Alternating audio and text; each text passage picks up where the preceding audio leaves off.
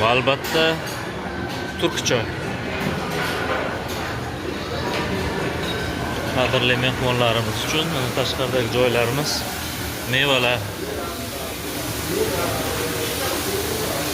o'ta ko'p. Mana bugun Qurbon hayiti munosabati bilan go'sht.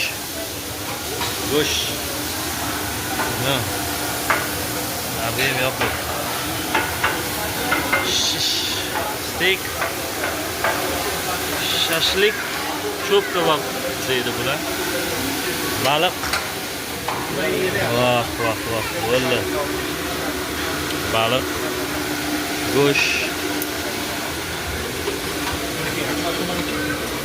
shish kabob. Vah.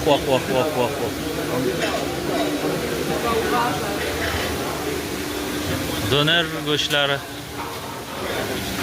Et doner. Abimiz. Assalomu alaykum. Abi taş.